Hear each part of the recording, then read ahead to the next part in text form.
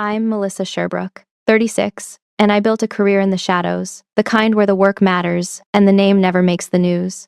For years, I quietly watched over my younger brother from behind a classified screen, tracking every deployment he didn't know I could see, absorbing every joke he made about my desk job in front of people I outranked. Then, one afternoon in a military hangar in Coronado, he tried to make me the punchline in front of his entire team, and his commanding officer snapped to attention and saluted me before he could finish the sentence. Have you ever been dismissed by someone you were silently protecting the whole time?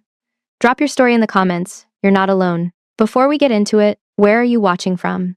And if you've ever had to let the room figure out who you actually are rather than argue it, hit like and subscribe. What happened next, in that hangar, might be the last thing you'd expect. My father kept his old Navy books on the bottom shelf so we could reach them. I was the only one who ever did. The house we grew up in sat 6 blocks from the water in San Diego, close enough that the air always carried salt and the sound of aircraft was as ordinary as traffic. My father, Gerald Sherbrooke, had done 4 years of enlisted Navy service before I was born, enough to give him opinions about ships and enough pride to arrange his old books on the lowest shelf of the bookcase like a small museum exhibit. He never talked about going back. He talked about the sea the way men talk about something they used to love, with warmth and no real detail. I was 8 years old the first time I pulled one of those books down, 1996. William was toddling around behind me at 3 years old, already finding ways to make noise about it. The book was a history of Pacific Fleet operations in the Second World War. I kept stopping on a phrase I didn't understand: naval intelligence. I asked my mother. She said, "To ask your father." I went to the living room. He said, "Oh, that's desk work, sweetheart," and pointed at a photograph of flight deck operations. Then William fell into his lap, laughing, and my father laughed too, and the conversation was over. I found a notepad and wrote down the words, "Naval Intelligence," in my neatest printing. I folded the paper and put it in my pocket. I didn't want to lose it. That was the whole pattern, right there in miniature. Not a dramatic moment, not even a sad one. Just a room that tilted slightly in one direction every time William walked into it, and me adjusting my footing so quietly that nobody noticed I was doing it. William arrived 5 years after I did, and the effect was immediate. He was loud in the way that people mistake for confidence when it appears in children, and physical in a way that made everyone feel like something exciting was about to happen. My parents loved me. I want to be clear about that, because this is not a story about bad parents. It's a story about a family that built vocabulary for one kind of service and never thought to build one for another. My father understood what a man on a ship looked like. He had a harder time with a daughter reading about signals intelligence. September of 2001. I was 13, William was 8. We sat at the dinner table 1 week after the attacks, with the television turned toward us. William asked loud questions. Are they going to come here? And is Dad going to go fight? And my father answered each one patiently. I sat quietly. I watched the footage they kept showing. I thought about how someone had known or should have known or almost knew, and how the gap between almost and actually was the thing that made all the difference. That night I wrote in a notebook, I want to know things before they happen. That's how you protect people. I didn't show it to anyone. William announced his future at the dinner table that week. He was going to fight when he was big enough. My parents smiled at each other over his head. His declaration and my notebook were doing the same work in opposite directions, one visible, one hidden, and the world was going to find his version far easier to celebrate. I applied to the Naval Academy in 2005 and was accepted the following spring. I was 18. My father shook my hand at the kitchen table and said I was going to do great things. My mother cried a little and immediately worried about whether I'd brought enough warm clothes to Maryland. She also reminded me that William's sophomore year of high school started the same week I'd be at plebe summer, as if she needed me to understand she was keeping track of both of us at once. The years at Annapolis were mine in a way almost nothing had been before. I chose the intelligence track in my sophomore year without hesitation. My academic record was strong. I was not the loudest person in any room, which, in an intelligence pipeline, is not a liability. I learned to listen. Graduation was a Friday in May of 2010. I was 22. My parents came. William was 16 and had a travel baseball tournament that weekend, regional team, so they attended the ceremony and left the next morning to drive him to Phoenix. At dinner that evening, my mother said she was proud and spent 10 minutes worrying about William's knee. My father shook my hand and said, "Good job." That was it, 2 words. I was a commissioned ensign in the United States Navy. Same 2 words he gave me when I cleaned my room without being asked. I didn't feel sorry for myself. What I felt was something more practical. My life was going to take place in a register my family didn't have the vocabulary to read, and if I was going to survive that gap without spending all my energy trying to close it, I had to get comfortable with being underestimated. I reported to Naval Station Norfolk in Virginia in the summer of 2011, age 23, an ensign assigned to a fleet intelligence support team. I shared an apartment with a woman named Patricia Nguyen, a lieutenant junior grade building toward similar work. Patricia was sharp and direct and had the useful quality of saying exactly what she thought without making you feel she had rehearsed it. We became friends the way people do in compressed environments, quickly and permanently. The call came in September of 2011. My mother's voice was lifted the way it lifted when she had news she'd been holding. William had enlisted. He was 18. He'd signed his papers and was going to Great Lakes for basic training. Now both my babies are in the Navy, she said, and I heard what that meant to her. I called William. He picked up on the second ring. Don't worry, sis, he said. I'll outrank you soon enough. He was joking. I knew he was joking. He didn't know what rank I held. Ensign, O1, commissioned 2 years before he'd even thought about enlisting. And he didn't understand how officer commissions worked relative to enlisted service. He saw the Navy as a competition. I had always understood it as a vocation. I stood in the hallway with the phone against my ear and looked at the framed commissioning photo on the wall. He had never thought to ask what I actually did. Not once in 2 years of me being in the Navy had he asked a single question about my work. He had filled in the blank the way people do when they're not paying attention. Desk work, paper pushing, the kind of thing that doesn't have a good story, and moved on. Patricia asked about the call at dinner. I told her William had enlisted, that he'd try for the SEAL pipeline eventually, that my parents were thrilled. She asked how I felt. I said I was glad he'd found something that fit him. She looked at me a moment and said, "That's a very diplomatic answer." I said, "I've been in the Navy 2 years, it comes naturally now." She laughed. What I didn't say was that the call had crystallized something I'd been watching build for years. William and I had grown up in the same house with access to the same bookshelves and arrived at the Navy along 2 completely different roads. His road was visible and recognized. Mine was classified at levels my family would never be read into. Those roads were going to cross, eventually.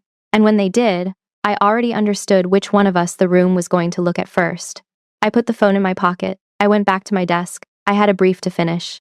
I filed the brief. I got ready for the very next one ahead. Between 2012 and 2019, William and I both climbed. We just climbed different structures, at different speeds, with different audiences watching.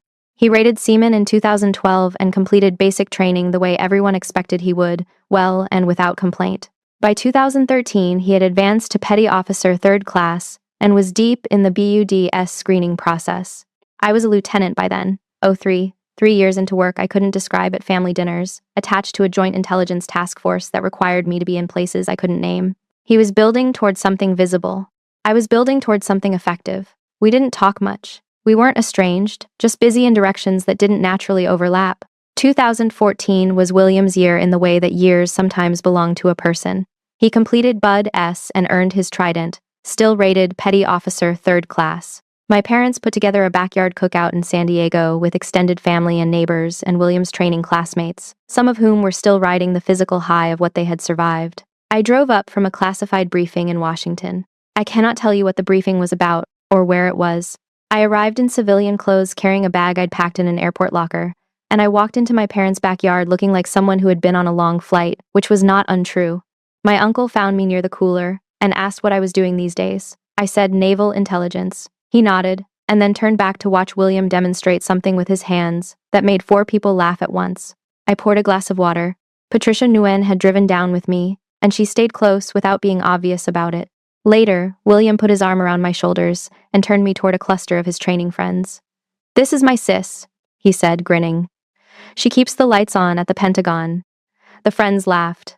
Patricia caught my expression from across the yard. I was smiling. I had learned how to make the smile exactly the right size. He wasn't trying to diminish me, I want to say that clearly. William had no framework for what I did and had never felt the need to build one. His world operated on physical courage and team accountability, and the trust you forge in cold water at 2 in the morning. My world operated on information and access and the silence between what you know and what you're allowed to say. Those worlds don't naturally produce curiosity about each other. His didn't produce curiosity about mine. The same year he earned his trident, I received a classified commendation for work I cannot describe here. There was no ceremony. There was no cookout. There was a brief acknowledgement in a closed room from people whose names I will not write down, and then I went back to work. 2015. William deployed for the first time. He shipped out from Coronado on a gray morning in January, and my parents called me that evening to tell me, as if I wouldn't have known. What I didn't tell them was that by the time they were calling, I had already been watching his operational corridor on a classified screen for 6 days. My intelligence element was providing targeting support for the theater he was entering. I couldn't tell them that. I couldn't tell him that. I just said, I know, tell him to be careful, which was the only part of what I knew that I was allowed to say out loud. He sent a postcard from Coronado when he came home. It said, "See, desk jobs aren't so bad." I read it twice. Then I put it in a drawer and went back to work. By 2016, I had been promoted to Lieutenant Commander, 04. William advanced to Petty Officer 2nd Class that year after demonstrated performance on deployment. My parents celebrated his promotion at a restaurant near the harbor and called me on speakerphone. I was in a hotel room in a city I cannot name. I said, "Congratulations." My mother said, "Your brother's doing so well," in a tone that assumed this was information I was hungry for. I said yes. I finished a targeting assessment. 2017. I began building the element that would become Shadow Zero, a classified Joint Special Operations Intelligence Unit, the most substantive work of my career to that point. It took 2 years to reach full operational capability. I was 30 years old when it came together, still months away from making commander. The work required a precision of coordination I had been preparing for my entire professional life, and it occupied me in a way that felt, for the first time, exactly proportional to what I had to give. William deployed again in 2017. I tracked his corridor, said nothing. 2019. I made commander. 05. I was 31 years old, the commanding officer of a classified joint intelligence element with a call sign, Shadow Zero. My parents visited me in San Diego that fall, and I took them to a restaurant near the water. I could not take them to my office. I could not tell them what I commanded or what it did. My father asked if I liked my work, and I said yes, genuinely. He nodded and said that was good, and then spent the rest of dinner asking me whether I thought William should try for a particular additional training pipeline. William was home on leave that same trip. He came by my apartment on a Tuesday and stood in the kitchen making himself a sandwich while I sat on the couch with a laptop open to nothing classified. He looked around at the space, modest, government adjacent, the kind of apartment that signals you spend more time working than decorating, and said, with no particular sharpness, "So what exactly do you do all day? Is it like PowerPoints?" He laughed. I said something agreeable. He finished the sandwich. Thanksgiving that year. My father gave a toast. To William, real service. He caught himself almost immediately and added, "And to Melissa's important work. Whatever it is she's allowed to tell us." He meant well. That was the part that was hard to explain to people who hadn't lived inside it. He always meant well. But the addendum, the qualifier, the whatever it is, those words were doing work he didn't intend and wasn't aware of. And by 2019, I had been absorbing them for long enough that they had stopped feeling like accidents. Patricia pulled me into the kitchen at some point during that Thanksgiving. She closed the door. She said, "You know you don't have to keep taking that." I said I wasn't taking anything, that William was just being William. She looked at me. "That's exactly what I mean."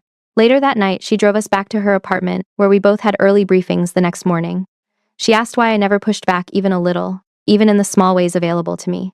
I gave her the answer I always gave. Clearance, family dynamics, it's not worth the fight, she said. That's not the whole reason. She was right.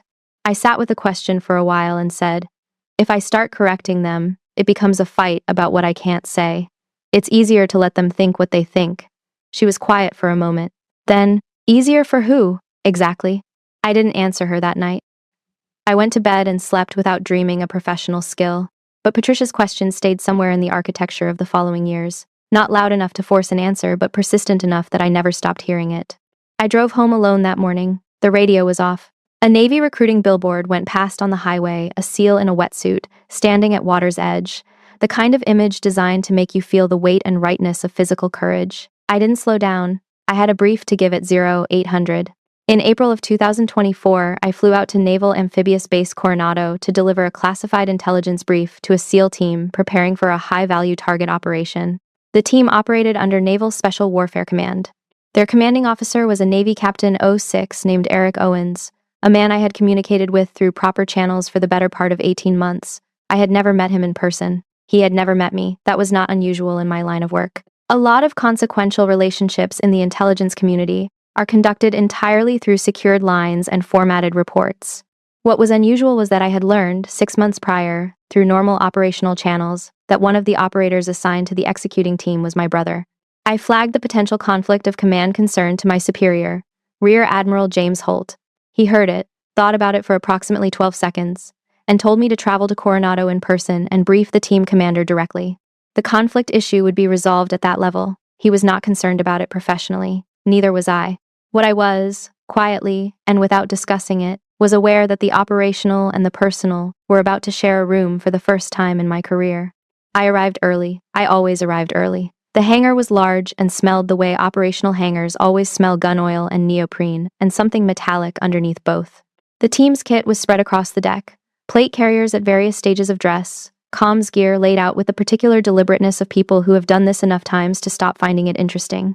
6 or 8 team members were present, moving with the unhurried efficiency of people whose adrenaline management is a long-trained skill. Captain Owens was at a folding table near the back of the hangar, carefully reviewing a document. I noted him but did not approach. The briefing room door was locked. I waited near the gear cages with my briefcase and my badge unclipped, watching the team work without introducing myself.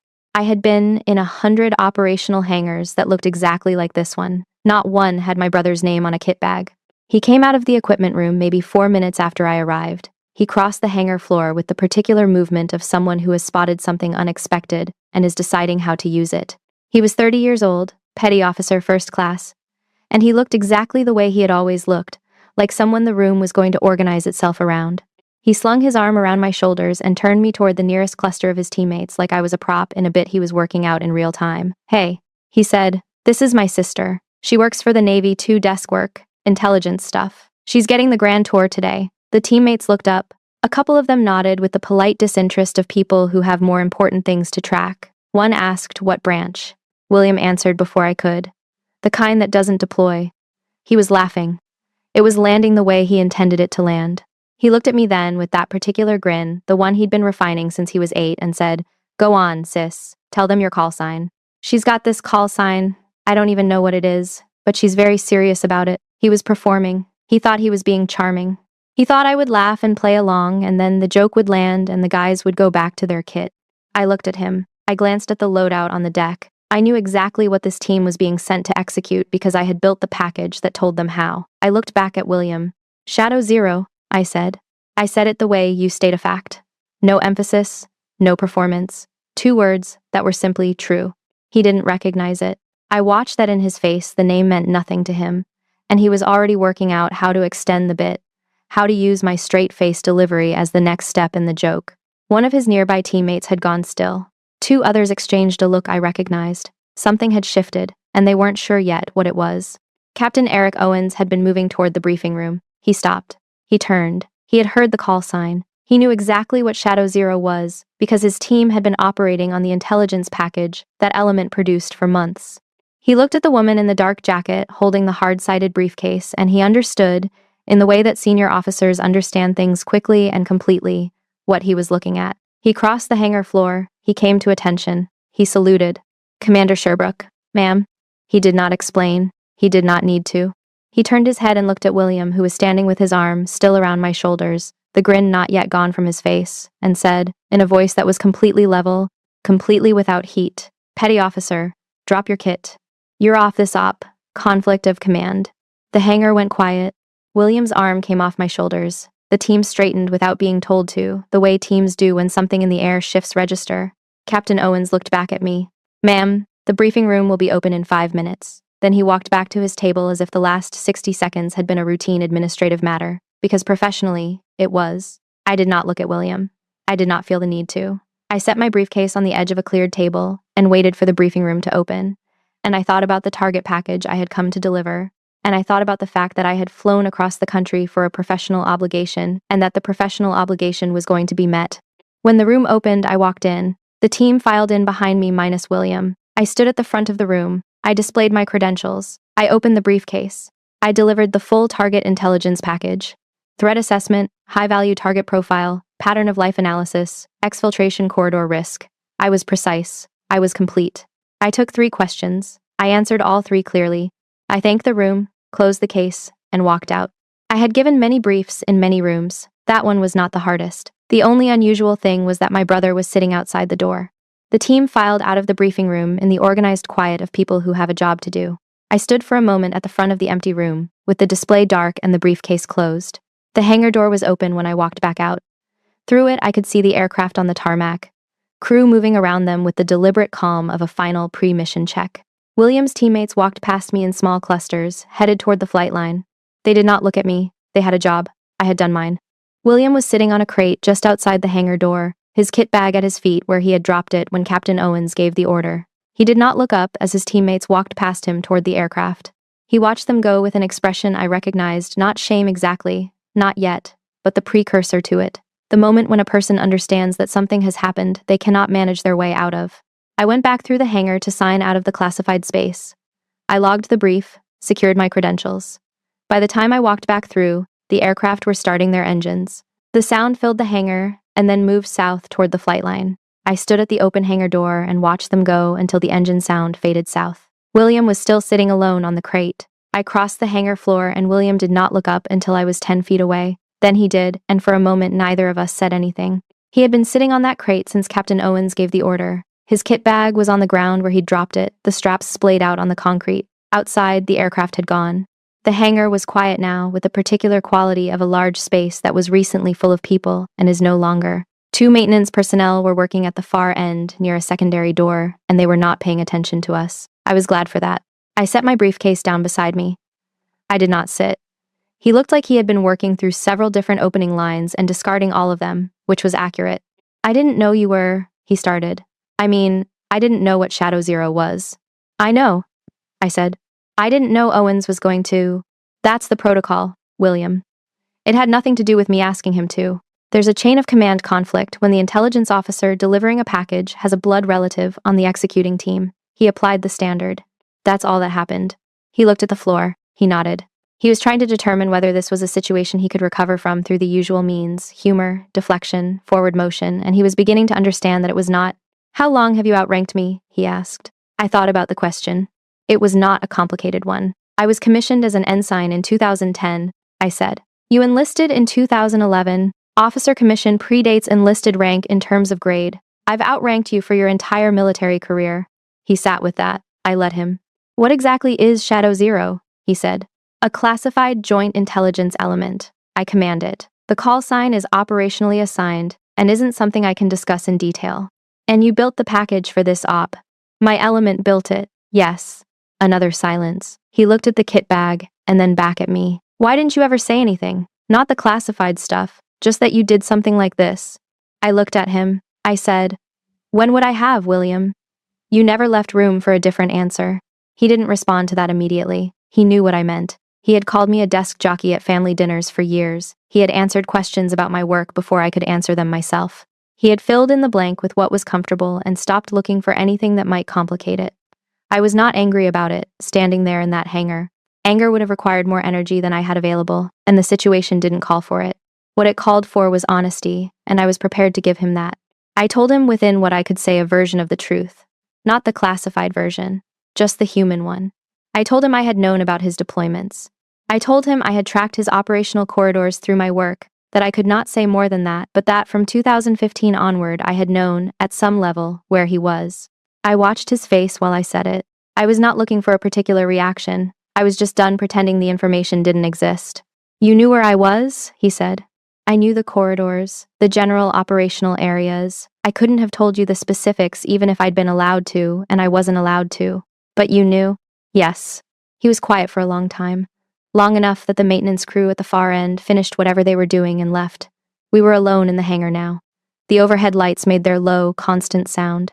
You never said anything, he said, at any of the dinners. When I made jokes, I just sat there, I said. Yes. He looked like he was arriving somewhere he had not planned to arrive. Why?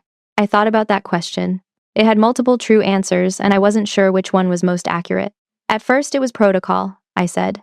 You can't explain classified work at a dinner table. Then it became habit, and at some point I paused. At some point it stopped being about what I could or couldn't say, and started being about the fact that no one was asking. I let that sit without adding to it. He clearly heard it. He looked at his kit bag. He was not a man who cried, that was not a criticism. It was just a fact about him, but there was something in his face that was working hard to hold its shape. I'm sorry, he said. For the joke, for all of it, the years of it. I know, I said.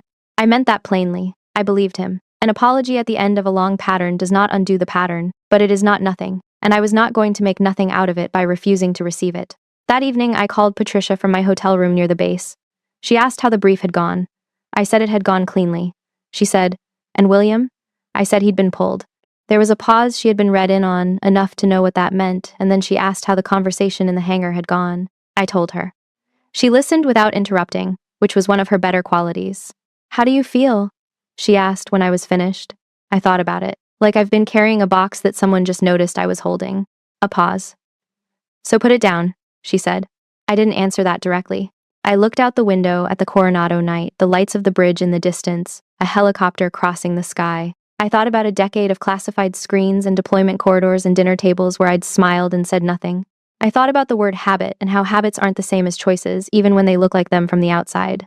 I didn't pick it back up that night. That was not exactly the same as putting it down, but it was a beginning. The helicopter disappeared south. I set the phone on the nightstand and sat on the edge of the bed in the quiet. Outside, the base carried on with its nighttime sounds, a vehicle, a distant engine test, the ordinary machinery of a place that does not stop. Usually after a completed operation, I would review notes, read something, sleep early. That night I just sat. I thought about William's face when I told him I had known where he was.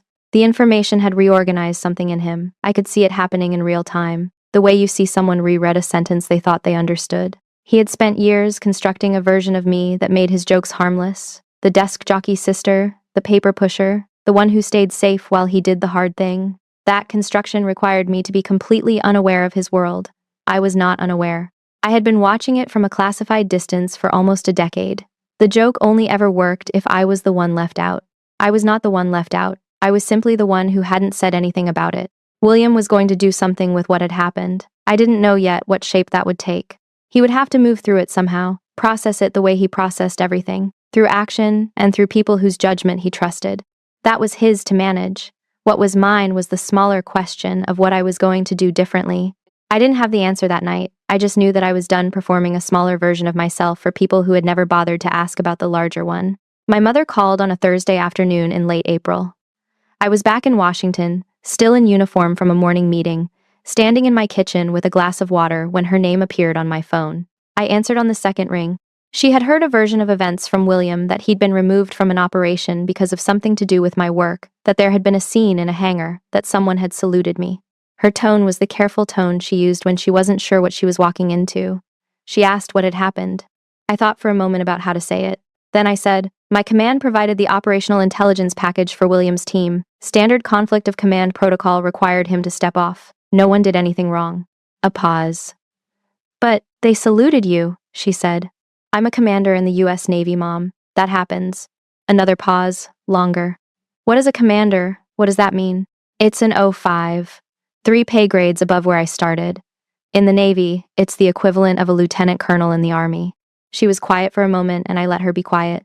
I could hear her thinking in the way I had always been able to hear her, think the small sounds of someone reorganizing information that doesn't fit where they put it before. Are you some kind of boss? She asked. I command an intelligence element. Yes. I'm responsible for the people in it, and the work it produces. Quote, why didn't you ever say? Her voice was not accusatory. It was something closer to bewildered.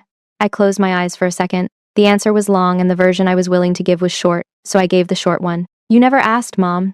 The line went quiet. I heard her breathing. After a moment, she said, I'm going to call your father. I said okay. We said goodbye. I stood in the kitchen for a while after, the phone face down on the counter, the water going warm in my hand. The conversation was not the confrontation I had imagined, when I had imagined it, which was not often, and always hypothetically. It had not been explosive or tearful or large in any of the ways that confrontations in my family tended to be when they happened. It was just a gap, closing slowly, with a lot of space on either side of it. William texted me the following week. His team had returned from the operation. The message said, mission went, brief was solid, just wanted you to know. No apology, no fanfare. Just information, offered without drama, which from William was a form of respect. I read it 3 times. I typed back, good. I sent it. I put the phone in my pocket. I needed some space from him, and I needed the space to be honest rather than performed, so I didn't add anything else. I told Patricia about both of those communications when we got coffee the following Thursday. She listened, coffee held in both hands, and when I finished, she said, how did it feel? Saying, you never asked to your mother? I thought about it. Factual, I said. Patricia laughed a short, real laugh that was not polite. That's you, she said. It was the right answer. She asked what was going to happen now. I said I had no idea. She said, yes, you do. I said maybe I did and maybe I didn't, and she gave me the look she gives when she thinks I'm being more diplomatic than necessary, but she's willing to let it pass. What I knew, without being fully able to articulate it yet, was that I was done carrying the box. I had been using that phrase to myself since the night I called Patricia from the Coronado Hotel, done carrying the box, and I had not fully unpacked what it meant. What it meant was this. For years I had been absorbing a dynamic that cost me something and giving nothing in return to the people producing it. Not rage, not correction, not even the low-level friction of someone who isn't going to let a thing slide. Just silence, smooth and professional, and completely self-erasing. That was over. Not because I was going to start confronting people. Not because I was going to deliver corrective speeches at Thanksgiving. Just because I had decided, somewhere in a quiet hangar on a Tuesday afternoon in April, that the version of me that had been showing up to family events for 20 years was not the accurate one, and I was tired of lending it my face. Gerald called in late May. I was on my couch on a Sunday evening when the phone rang, which meant he had been sitting with this for 3 weeks before picking up. He did not open with a question. He said, "I looked up what a commander is." A pause. "You're 3 ranks from admiral." In a simplified way, yes, I said. "I didn't know that," he said. "I know." Another long pause. Gerald Sherbrooke was not a man who apologized with frequency or fluency. He had to circle the thing a few times before he could say it. I knew this about him. I had known it my whole life. I waited without helping him. "I should have asked more," he said finally, "about what you were doing, over the years." "Yeah," I said. I did not soften it. I did not say it was fine or that he couldn't have known or that it didn't matter. Because it wasn't fine. And he could have known. And it did matter. What I offered him was the honest syllable without the cushioning around it. And I thought that was fair. He received it without argument. We talked for 10 more minutes about nothing consequential, his garden, a neighbor's dog, whether I needed anything, and then we said goodbye. I sat for a while after that one too. The box was on the table. I was not holding it anymore. I did not know yet what to do about the space in my hands, but the first thing was to notice it was there.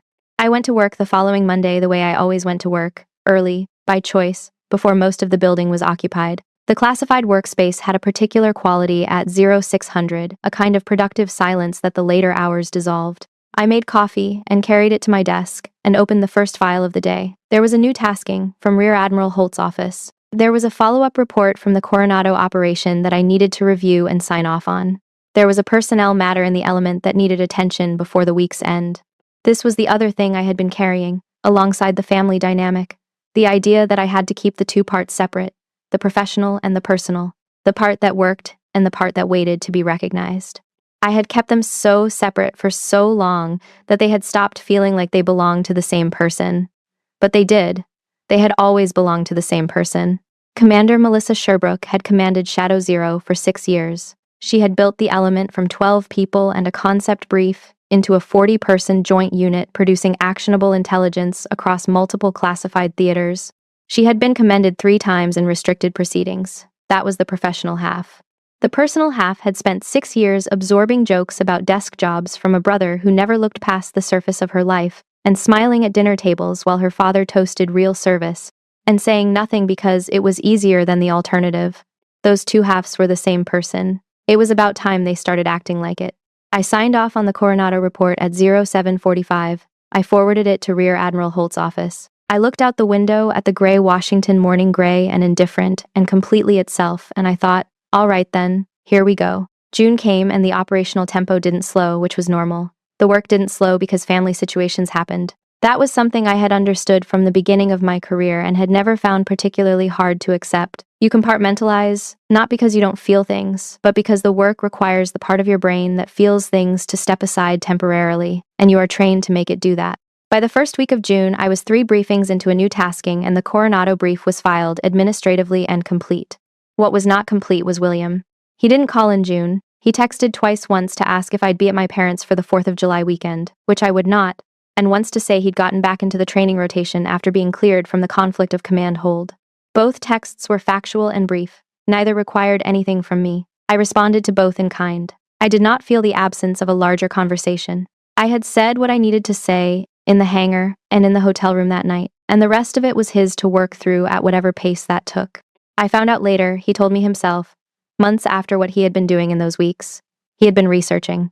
He had sat down at his laptop in his apartment near the base and looked up what he could find in public records about my career. The Naval Academy class of 2010, open source references in naval news to assignments I had held before the work went fully classified, a commendation citation from 2017 Lieutenant Commander M.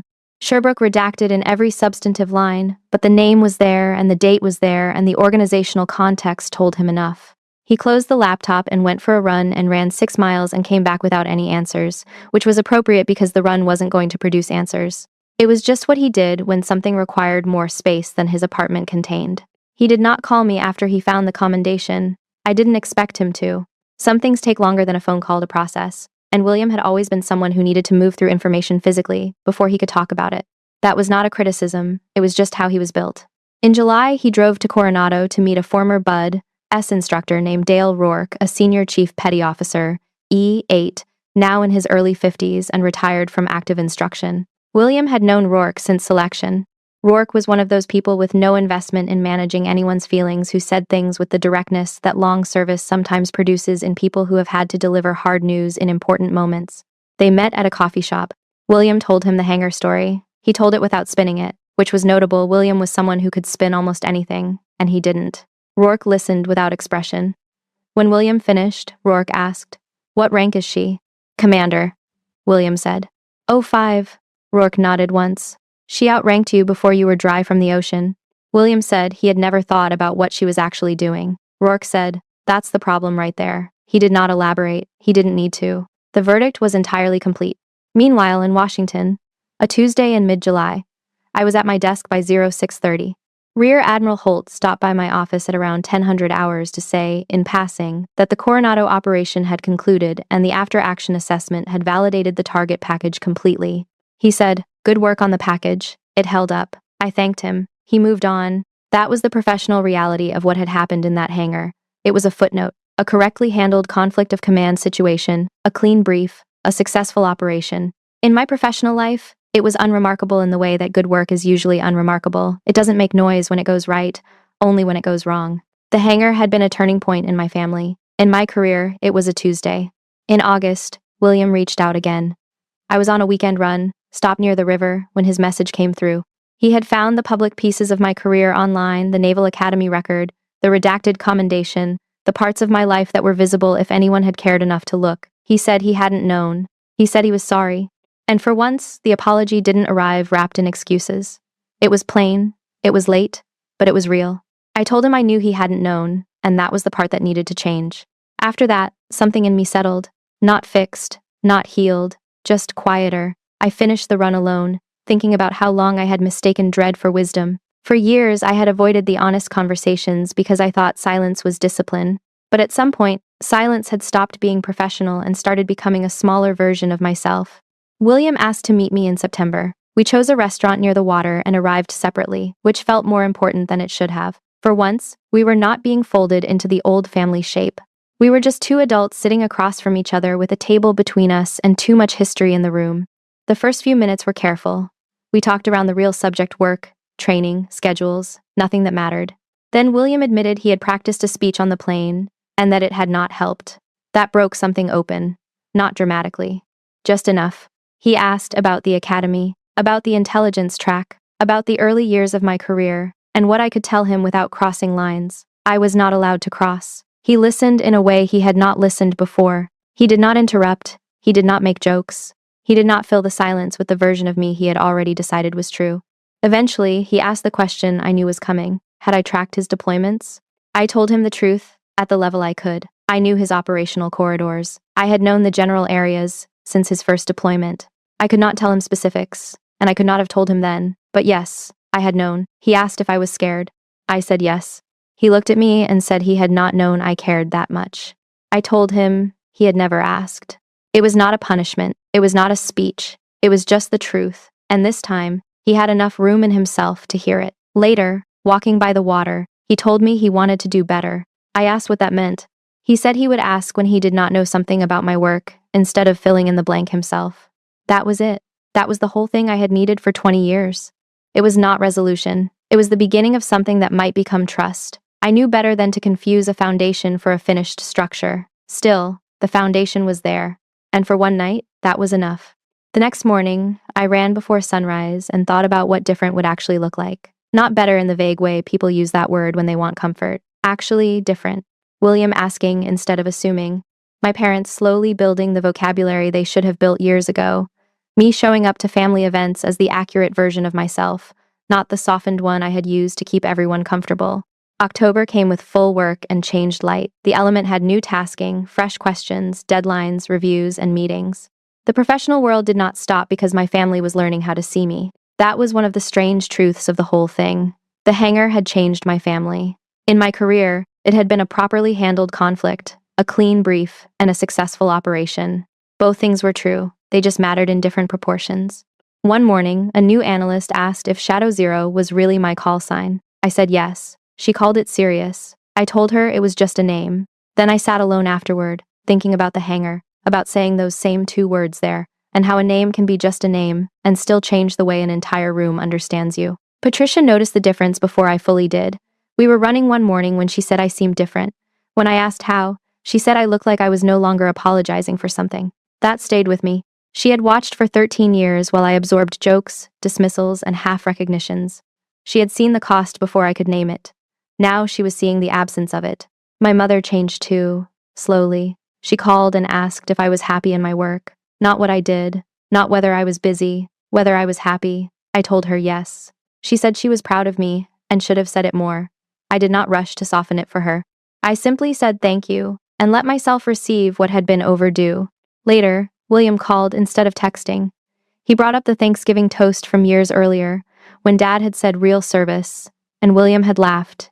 He said he thought about that now. He said he was sorry. Then he told me he had mentioned me to his team only what he could say, and when they asked what my element was called, he told them he did not know. He asked if that was the right answer. I laughed and told him it was exactly right. That mattered. He had gone from filling in the blanks to respecting that some blanks were not his to fill.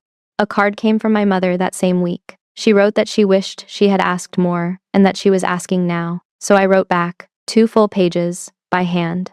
I told her about the academy, about the work, about the satisfaction of finding a place that used the exact version of me that existed. Near the end of the week, I accepted an invitation to go out with colleagues. It was ordinary, which was why it mattered. I had spent years separating work from the rest of me so completely that even ordinary connection felt like risk. That night, I showed up. I laughed. I stayed present. I did not manage the room by making myself smaller. Walking home, I thought about the old postcard from William, the hangar, the call sign, the years of waiting for someone to ask. I had spent a long time making myself easier to overlook and calling it professionalism. Some of it was just habit. I was done with that. I did not need a salute to know what I had earned. I only needed to stop pretending I had not earned it. The clarity had come in stages: the hangar, the hotel room, the calls, the dinner, the letter, the quiet yes to a Friday invitation. None of it was a single clean ending. But together, it pointed me in the right direction. I was Commander Melissa Sherbrooke. I had done the work for 14 years. I had loved it. I had carried knowledge, fear, duty, silence, and family history all at once. And for the first time, people were finally asking. It turned out I had a lot to say. Years of family dinners where my brother filled in the blank about my career before I could open my mouth. A decade of deployment cycles I tracked on a classified screen while he sent postcards joking about desk jobs. And one afternoon in a hangar where 2 words ended the bit permanently. I want to hear from you. Have you ever carried someone, quietly done the work, absorbed the jokes, protected them from a distance, and never once been asked what you actually did? Have you ever been in a room where the truth came out not because you forced it, but simply because you stopped hiding it? And if someone in your life has ever underestimated you and then had to reckon with being wrong, tell me what that moment looked like.